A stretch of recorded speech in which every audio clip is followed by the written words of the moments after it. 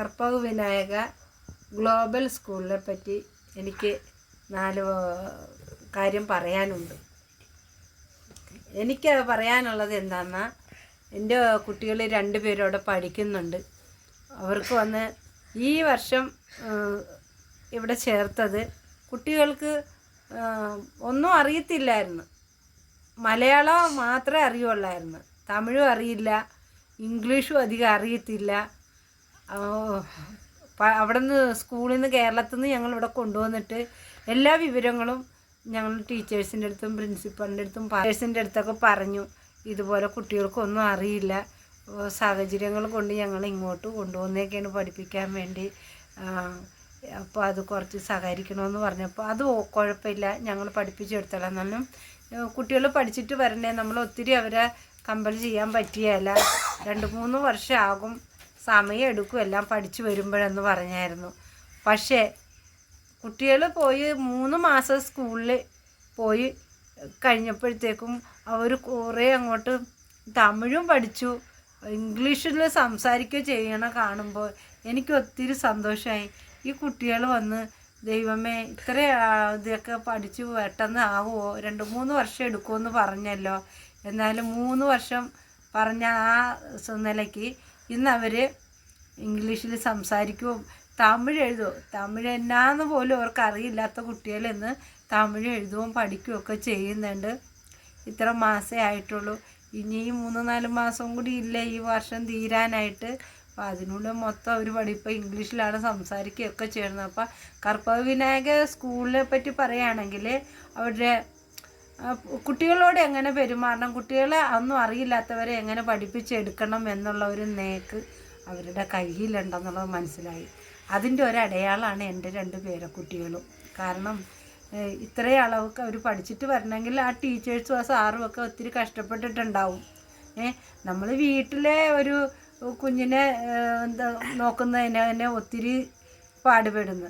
ഇത്രയും കുട്ടികളുടെ ഇടയിൽ ഈ കുട്ടികൾക്ക് ഭാഷ അറിയാൻ മേലാത്ത കുട്ടികൾ ഇത്രയും പെട്ടെന്ന് പഠിച്ചെടുക്കാനായിട്ട് ഉള്ള കാരണങ്ങൾ അവിടെയുള്ള അധ്യാപകരായിരിക്കും അതിന് ഹെൽപ്പ് ചെയ്തേക്കണത്.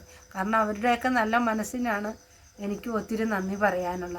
അതുപോലെ തന്നെ പ്രിൻസിപ്പളും നല്ല ഒരു മാഡമാണ്, ടീച്ചർ വന്ന് എല്ലാം എന്താണെങ്കിലും നമുക്ക് ചോദിക്കാൻ ഡൗട്ടുള്ളതൊക്കെ ചോദിക്കുക എടുക്കുകയൊക്കെ ചെയ്യാം. ഒരു സമാധാനത്തിൽ നമ്മളോട് വർത്താനം പറയുകയോ എടുക്കുകയോ ഒക്കെ ചെയ്യുന്ന ഒരു മാഡമാണ്. അതിനും എനിക്ക് ഇഷ്ടമായി, പിള്ളേർക്കും ഒക്കെ ഇഷ്ടമായി സ്കൂളിനോട് പഠിക്കാനായിട്ട്. വീണ്ടും ഈ സ്കൂളിൽ തന്നെ തുടർന്ന് പോകാനായിട്ടുള്ള ഇത് തന്നെയാണ് ഞങ്ങൾ നോക്കണത്. എത്ര കഷ്ടപ്പെട്ടാലും അങ്ങനെ കുട്ടികളെ പഠിപ്പിക്കണമെന്നുള്ള ഒരു ഇത് എല്ലാ സഹകരണവും എല്ലാവരും നിന്നുമുണ്ട്. ടീച്ചറും അതുപോലെ തന്നെ സാറുങ്ങളുമൊക്കെ. അതേപോലെ തന്നെ അവരെ കോഴ്സിന് ചേർന്നിട്ട് അതുമൊക്കെ നല്ല രീതിയിൽ തന്നെ ചെയ്തുകൊണ്ട് പോകുന്നു. പിന്നെ പോകും, കരാട്ട ക്ലാസ്സിന് പോകും, യോഗക്ക് പോകും, എല്ലാം ഏതേത് കുട്ടികൾക്ക് ഏതേത് ഇഷ്ടമാണോ അതവർ തിരഞ്ഞെടുത്ത്, ഓരോ കുട്ടികളിലും ഓരോ കഴിവുകളുണ്ടാകും. ആ കഴിവുകൾ അവർ തിരഞ്ഞെടുത്ത് ആ പിള്ളേരെ പ്രോത്സാഹിപ്പിച്ച് ചെയ്യണതാണ് ഒരു ടീച്ചേഴ്സ് ചെയ്യണ ഏറ്റവും വലിയ ഉപകാരം. കാരണം അവർക്ക് അറിയാൻ പറ്റും ഓരോ കുട്ടികളിൽ എന്ത് കലയുണ്ടെന്നും. അതുപോലെ തന്നെ ആഴ്ചയിൽ ഒരു ദിവസം ബുധനാഴ്ച ദിവസം ഫുള്ള് ഒരു കോഴ്സിന് ഇറക്കും. ഈ കുട്ടികളിൽ എന്തൊക്കെ കലകളുണ്ടെന്ന് അവർ മനസ്സിലാക്കും. ആ ഒരു മനസ്സിലാക്കിയിട്ട് ആ സെക്ഷനിലേക്ക് അവർ മാറ്റുകയും ചെയ്യുമ്പോൾ കുട്ടികൾക്കും അത് കണ്ടിട്ട് അവർക്ക് ഒത്തിരി ഇഷ്ടമായി. അമ്മ ഞങ്ങൾക്ക് ഇതാണ് അമ്മ ഇഷ്ടം, അല്ലെ ഞങ്ങൾക്ക് ഇത് ചെയ്യാനാണ് ഇഷ്ടം എന്ന് പറയുന്നത്. അപ്പോൾ അതനുസരിച്ചാണ് ടീച്ചേഴ്സും സാറും ഒക്കെ അത് ചെയ്ത് കൊടുക്കണത്.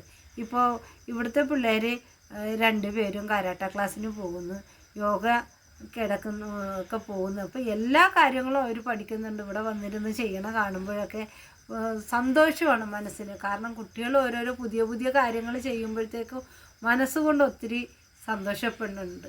കാരണം ഇതിനൊക്കെ ഹെൽപ്പായിട്ട് നിൽക്കണ പ്രിൻസിപ്പാളിനും ടീച്ചേഴ്സിനും സാറിനും ഒക്കെ ഒത്തിരി നന്ദിയുണ്ട്, കടപ്പാടുണ്ട്.